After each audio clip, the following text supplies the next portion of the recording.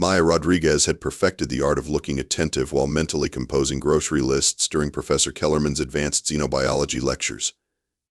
3 shots of espresso barely kept her upright these days, and honestly, listening to theoretical discussions about imaginary alien biology felt like academic torture designed by sadists with PhDs. Now, if we were to encounter a silicon-based life form with exoskeletal armor plating, Kellerman droned on, adjusting his wire-rimmed glasses. We might theorize that projectile weapons would prove ineffective against such defensive capabilities. Maya's eyes drifted to Jake Morrison in the back corner. The guy had sat in that exact spot all semester, never raising his hand, never asking questions, just quietly scribbling notes with the intensity of someone transcribing state secrets. Which was weird, because everyone knew Kellerman's class was basically science fiction with a syllabus. What really bugged her was how Jake aced every exam without apparent effort. While Maya pulled all-nighters memorizing theoretical alien physiology diagrams, Jake seemed to absorb information through osmosis. Or cheating. Probably cheating. Miss Rodriguez, Kellerman's voice cut through her caffeine-induced haze. Perhaps you could share your thoughts on defensive countermeasures against hypothetical silicon-based warriors? Maya blinked. Explosive rounds? Something with enough kinetic force to crack the exoskeleton? Interesting theory, but... Actually, Jake's voice came from the back, quiet but oddly confident. Shaped charges would be more effective. Target the joint connections where the armor segments meet. Silicon structures are brittle under focused pressure. The entire class turned to stare. Jake Morrison had spoken. More than spoken, he'd sounded like someone who'd actually thought about blowing up armored aliens before. That's very creative thinking, Mr. Morrison, Kellerman stammered, clearly thrown by the first voluntary participation Jake had shown all semester. Maya studied Jake's face. There was something in his expression, a flicker of experience. Like he'd caught himself saying too much. He sank lower in his chair, suddenly fascinated by his textbook. After class, Maya lingered, watching Jake pack his bag with military precision. Everything folded, organized, efficient. Not like a typical college senior who lived on ramen and false hope. Hey, she called out as he headed for the door. That was some pretty specific knowledge back there. Jake paused, shoulders tensing. Just, video games. Lots of sci-fi games. Right. Video games. Maya didn't buy it for a second. The kind where you learn about joint vulnerabilities in alien armor? I should go, Jake muttered, practically fleeing the classroom. Maya watched him leave, more curious than ever. In 4 years of college, she'd developed a finely tuned radar for bullshit, and Jake Morrison was setting off every alarm she had. Normal students didn't know that much about theoretical alien warfare tactics.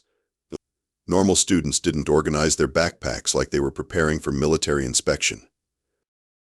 And normal students definitely didn't have that look in their eyes, the one that suggested they'd seen things that would give Professor Kellerman nightmares about his precious theoretical aliens. Something was seriously off about her quiet classmate, and Maya Rodriguez had never been one to leave a mystery unsolved. Maya was halfway through her 3rd cup of coffee the next morning when the classroom door exploded inward. Not literally, that would have been too easy to explain. Instead, it opened with a kind of dramatic flair that suggested whoever was on the other side had zero regard for human concepts like knocking or basic courtesy. The creature that entered looked like someone had crossed a praying mantis with a FedEx uniform and given it delusions of grandeur. 8 feet tall, crystalline blue carapace, and carrying what appeared to be a glowing briefcase that hummed with barely contained energy. Professor Kellerman dropped his coffee mug. The crash echoed through the suddenly silent classroom like a gunshot. I seek the one designated Commander Reaper 6, the alien announced in a voice that sounded like grinding metal. Student, identification number 47291. Every head in the room swiveled toward Jake Morrison, who had gone approximately 3 shades paler than his usual sleep-deprived college pallor. Maya watched, fascinated, as Jake seemed to shrink into his chair while simultaneously looking like he wanted to sprint for the nearest exit. Jake cleared his throat. I think you have the wrong classroom. The alien consulted a holographic display that materialized above its clawed hand. Negative. You match the biometric signature. Commander Jake Morrison, callsign Reaper 6, currently on extended academic leave from the Galactic Defense Force. Maya's brain performed the mental equivalent of a record scratch. Commander? Galactic Defense Force? The guy who borrowed her pencils and looked confused by basic algebra was apparently some kind of space military officer. There's been a mistake, Jake said weakly. No mistake. The alien courier opened the briefcase with ceremonial precision. Inside, nestled in what looked like crystallized starlight, sat a metal that seemed to bend light around itself in an official-looking document that practically vibrated with importance. The Galactic Defense Medal of Valor, awarded for exceptional service in ending the Zephyrian Conflict. Your presence is requested immediately for deployment against the Void Collective. Professor Kellerman made a small whimpering sound. Maya stared at Jake, her worldview performing acrobatic feats that would have impressed Cirque du Soleil. This was the same guy who'd asked her last week if she knew where the library was. The same guy who brought peanut butter sandwiches to every class like he was still in elementary school. Can we not do this here? Jake hissed, glancing around at 30 pairs of fascinated eyes. Protocol requires immediate notification. The courier replied with the inflexibility of someone who'd never heard of concepts like embarrassment or social awkwardness. The ceremony will commence now. Ceremony? Jake squeaked. The alien began what sounded like a formal proclamation in a language that hurt Maya's ears and made her think of dying stars. Students were pulling out phones, recording everything. This was going to be all over social media in approximately 30 seconds. Jake Morrison, quiet, unassuming Jake Morrison, was apparently famous enough to warrant personal delivery from alien couriers. Maya felt like she'd spent the semester sitting next to a celebrity and somehow missed all the signs. Although, now that she thought about it, those signs had been there. The way he'd known about silicon-based armor, the military precision in everything he did. The fact that he seemed to treat Professor Kellerman's theoretical alien discussions like they were documentary footage. This is not happening, Jake muttered, accepting the medal with the enthusiasm of someone receiving a subpoena. But it was happening, and Maya Rodriguez, perpetually sleep-deprived college senior, had just discovered that her boring classmate was apparently a legendary galactic war hero. Her semester had just gotten significantly more interesting. The alien courier departed with the same dramatic flair it had arrived with, leaving behind a classroom full of stunned students, one traumatized professor, and Jake Morrison looking like he wanted to dig a hole and disappear into it permanently. So Maya said, breaking the silence that had settled over the room like a heavy blanket. Commander Reaper 6, huh? Jake groaned and put his head in his hands. This is exactly why I didn't want anyone to know. Mr. Morrison, Professor Kellerman interrupted, his voice shaking slightly. Are you telling me that when I've been teaching theoretical xenobiology, you've been sitting there with actual first-hand experience? It's not like that, Jake protested.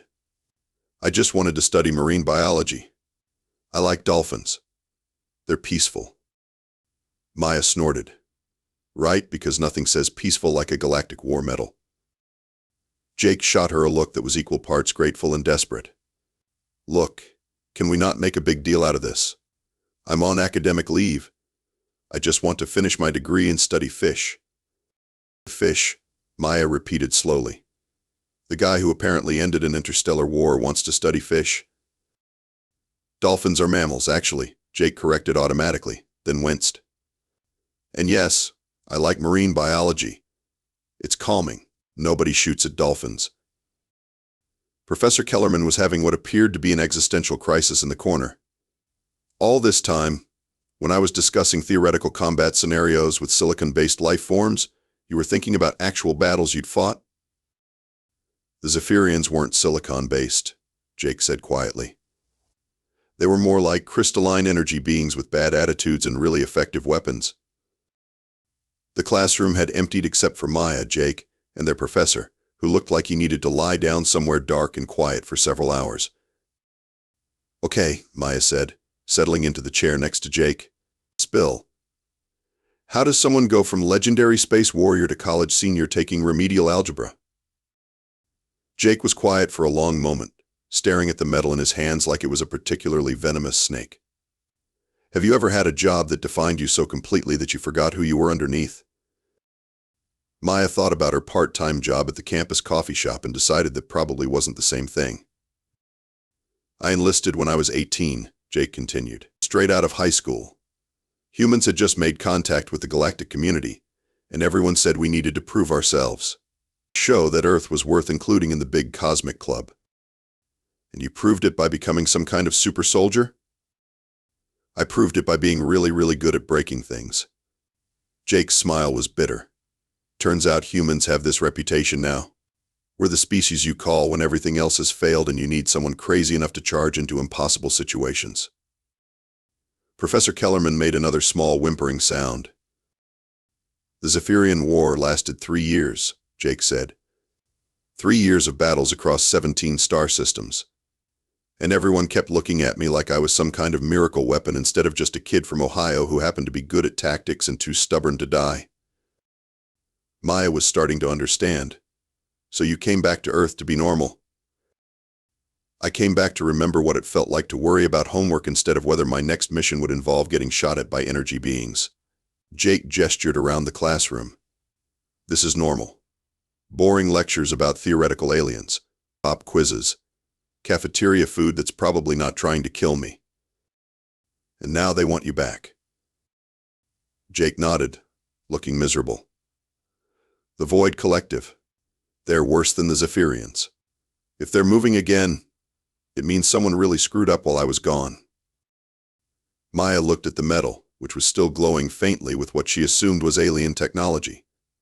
So what are you going to do? Finish my degree, Jake said firmly. Someone else can save the galaxy this time. I have a paper due on dolphin communication patterns. Maya wasn't entirely convinced that was going to work out the way Jake hoped, but she had to admire his commitment to academic normalcy in the face of cosmic responsibility. Even if his idea of normal included casual knowledge of interstellar warfare tactics. Maya should have known that 30 college students with smartphones would make keeping Jake's secret impossible. By the time she made it to the dining hall for lunch, Local Hero has been sitting in back row this whole time was trending on 3 different social media platforms. The situation had escalated beyond simple campus gossip. Apparently someone had posted the video of the alien courier ceremony, and now every news outlet from the campus paper to intergalactic media networks was trying to get an interview with the legendary Commander Reaper 6. Maya found Jake hiding behind a stack of marine biology textbooks in the library, looking like a man under siege. It's not working, he said without looking up. I've had 17 interview requests, 4 marriage proposals from different species, and someone left a shrine outside my dorm room. A shrine? The Zephyrian exchange students. Apparently ending their war made me some kind of folk hero to them. Jake gestured helplessly. They keep leaving crystals and what I think are poems written in harmonics that hurt my ears. Maya sat down across from him, noting the way other students kept sneaking glances in their direction. You know, most people would consider galactic fame a good thing. Most people didn't spend 3 years having their every action analyzed by military strategists and political leaders. Jake flipped a page in his textbook with more force than necessary. I just want to read about echolocation without someone asking me to demonstrate my legendary tactical prowess. That's when Dean Patterson appeared, materializing beside their table with the kind of smile that meant someone was about to have a very bad day. Mr. Morrison. The dean exclaimed, loud enough that half the library turned to stare. I've been looking everywhere for you. We need to discuss your publicity opportunities. Jake closed his eyes like he was praying for patience or possibly a meteor strike. See, the university has received numerous calls from media outlets, Dean Patterson continued, settling into a chair without invitation. Documentary filmmakers, news programs, even a few entertainment companies interested in your story. Think of the exposure this could bring to our marine biology program. I don't want exposure, Jake said quietly. I want to finish my degree and study dolphins. But think of the recruitment potential. Come to our university, where even legendary war heroes choose to study. It's perfect marketing. Maya watched Jake's expression shift from resigned patience to something that reminded her why he'd earned the nickname Reaper 6. It was subtle, a tightening around his eyes, a stillness that suggested coiled violence, but suddenly she understood why an entire alien species had surrendered rather than face him in battle. Dean Patterson, Jake said, his voice carrying a quiet authority that made Maya's spine straighten involuntarily. I appreciate your enthusiasm, but I'm not interested in being anyone's marketing tool. I'm here to learn about marine biology, not to relive my military service. The dean opened his mouth to argue, took another look at Jake's expression, and apparently decided that discretion was the better part of valor. Of course. We'll respect your privacy. But if you change your mind... He fled, leaving Maya and Jake alone again. Okay, that was terrifying, Maya said. Remind me never to get on your bad side. Jake's dangerous expression melted back into tired resignation. Sorry, I've had a lot of practice dealing with people who want to use me for things I'd rather forget. Including saving the galaxy? Especially saving the galaxy. Jake leaned back in his chair, looking older than his 22 years. You know what I miss most about being anonymous? Being able to fail a quiz without someone analyzing it for deeper meaning about humanity's strategic capabilities. Maya laughed despite herself. Did you actually fail a quiz? Professor Chen's calculus midterm. I got a 64%, and somehow that became a philosophical discussion about whether legendary warriors struggled with abstract mathematical concepts. Do they? Jake grinned, and for a moment he looked like a normal college student again. Turns out tactical genius doesn't automatically make you good at derivatives. Who knew?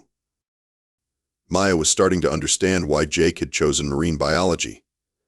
After spending years being humanity's ultimate weapon, studying dolphins probably felt like the most peaceful thing in the universe. Even if the universe seemed determined not to let him enjoy that peace. Maya was actually starting to believe that Jake might successfully complete his transition from galactic war hero to marine biology student when the emergency broadcast interrupted Professor Kellerman's lecture on theoretical symbiotic relationships. Every screen in the building, phones, laptops, the ancient projector that Kellerman used for his PowerPoint presentation suddenly displayed the same image. A stern-faced woman in a military uniform that looked like it had been designed by someone who took intimidating authority figure as a personal challenge. Citizens of the Galactic Defense Alliance, the woman announced, I am Admiral Torres, Supreme Commander of the Allied Fleet. I regret to inform you that the Void Collective has resumed hostile operations against outer colony systems. Jake, who had been doodling what looked like dolphin migration patterns in his notebook, went completely still. In the past 72 hours, the Collective has destroyed 4 colony worlds and is advancing toward the core systems. All defense forces are being mobilized for immediate deployment. Any personnel currently on leave are hereby recalled to active duty. The broadcast ended, leaving the classroom in stunned silence. Maya looked at Jake, who was staring at his notebook like it held the secrets of the universe. The Void Collective, she said carefully. Those are the bad guys you mentioned? Worse than bad, Jake said quietly. The Zephyrians at least had comprehensible motivations. The Void Collective just consumes everything. Planets, stars, entire civilizations. They don't negotiate, they don't take prisoners, they just erase things from existence. Professor Kellerman had gone pale, and they're real.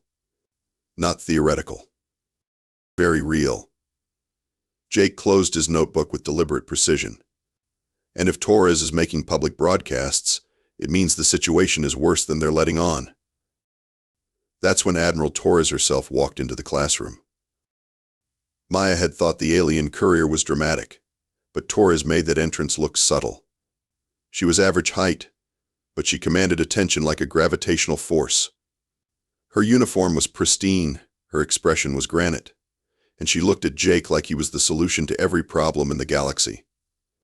Commander Morrison, she said, ignoring the 29 other people in the room. We need to talk.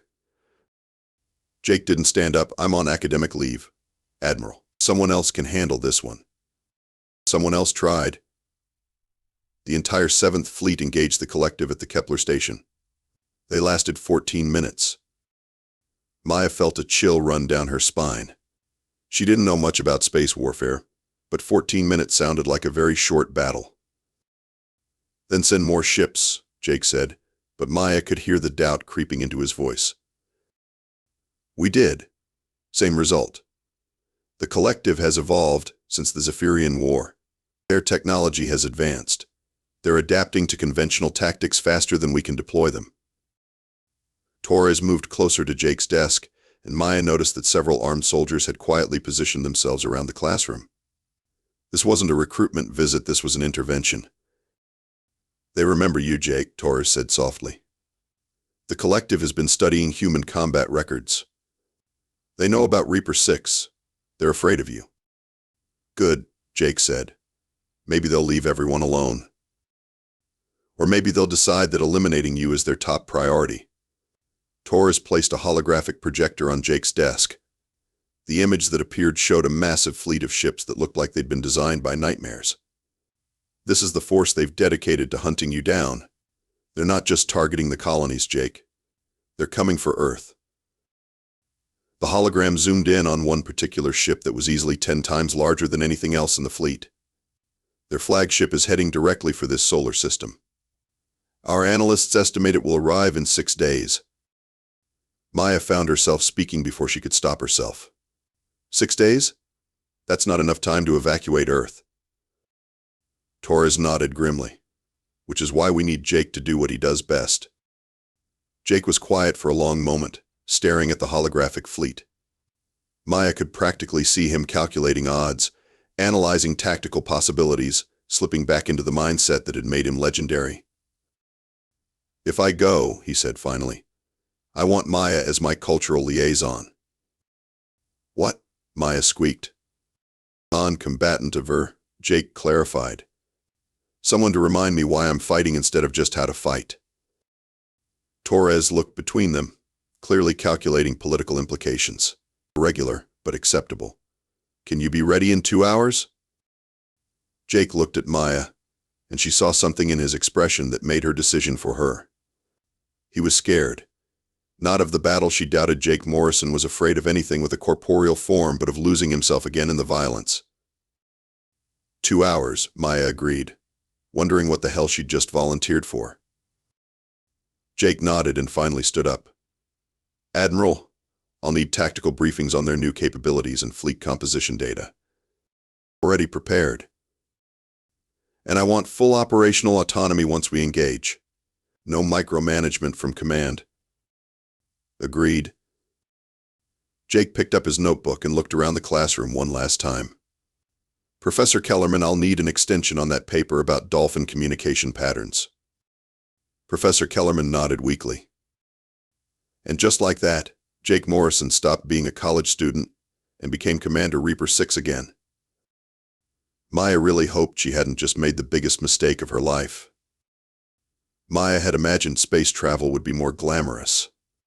Movies always made it look sleek and futuristic, with gleaming corridors and dramatic views of stars streaking past. Reality turned out to be cramped quarters, recycled air that tasted like metal, and the constant background hum of engines that sounded like they were held together with duct tape and wishful thinking.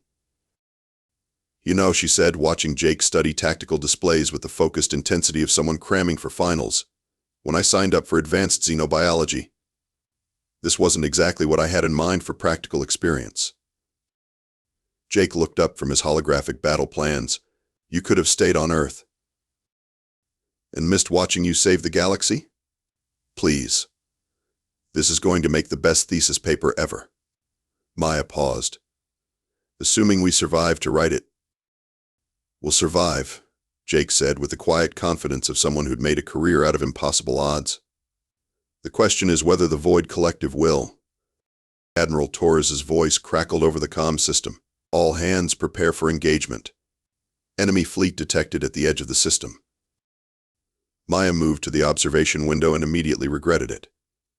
The Void Collective fleet looked like someone had given nightmares the ability to build spaceships. Dark, angular vessels that seemed to absorb light rather than reflect it, arranged in formations that hurt to look at directly. "Okay," she said, trying to keep her voice steady. "That's appropriately terrifying." Jake joined her at the window, and Maya watched his expression shift into something she'd never seen before. This wasn't the quiet college student, or even the authority figure who'd intimidated Dean Patterson. This was Commander Reaper 6, and Maya finally understood why entire civilizations had surrendered rather than face him. "Admiral," Jake spoke into his comm unit, "implement tactical pattern Omega-7. All ships maintain minimum safe distance and provide covering fire only." "Jake, you can't engage that entire fleet alone," Torres replied. "Watch me." "May." What followed was less like a battle and more like watching an artist work with medium of controlled violence. Jake's ship moved through the enemy formation like it was dancing, weapons firing with surgical precision that turned massive warships into expanding clouds of debris. Maya provided running commentary partly out of nerves and partly because she was genuinely impressed. "Okay, that was definitely showing off. Nobody needs to destroy 3 ships with one shot." "Efficiency is important," Jake replied, not taking his eyes off the tactical display. "And that maneuver was just plain impossible. Ships don't move like that. This one does." The battle lasted exactly 18 minutes. When it was over, the Void Collective fleet was nothing but scattered wreckage, and Jake was back to looking like a tired college student who'd rather be studying dolphins. "Well," Maya said, "that was impressively anticlimactic." 3 months later, Maya sat in the same Advanced Xenobiology classroom where this whole adventure had started. Jake was in his usual spot in the back corner, diligently taking notes on Professor Kellerman's lecture about symbiotic relationships in marine ecosystems. The only differences were the official hero of the galaxy notation on Jake's transcript, the job offers Maya kept receiving from xenobiology research institutes across 3 star systems, and the fact that Professor Kellerman now treated his theoretical discussions like they were historical documentaries. "And so, Jake was saying, raising his hand for the first time all semester, "when we consider the implications of interspecies communication patterns, particularly in highly intelligent marine mammals like dolphins, we might theorize that these same principles could apply to establishing peaceful contact protocols with non-terrestrial civilizations." Maya blinked. That was definitely not about dolphins. Professor Kellerman was nodding enthusiastically. "Fascinating point, Mr. Morrison. Are you suggesting that your research into dolphin intelligence might have broader applications?" "Actually," Jake said, glancing at Maya with a small smile, "I think it already has. My senior thesis accidentally solved 3 separate diplomatic crises between the Galactic Council and recently contacted species. Turns out dolphins are excellent teachers for peaceful communication." Maya started laughing. After everything they'd been through, the alien courier, the Galactic War, the impossible space battles, Jake Morrison was going to save the galaxy through dolphin research. "You know what?" she said, raising her own hand. "I'd like to co-author the thesis. I think I've got some relevant field experience now." Jake grinned. "Welcome to the team, Cultural Liaison Rodriguez." Outside the classroom window, Maya could see alien exchange students walking across campus alongside human students, with all of them looking perfectly normal and not at all like the stuff of theoretical xenobiology lectures. Sometimes, she reflected, the most extraordinary things happened when you were just trying to get through another boring Tuesday in Advanced Xenobiology. Even if your quiet classmate turned out to be the galaxy's most legendary war hero. Especially then.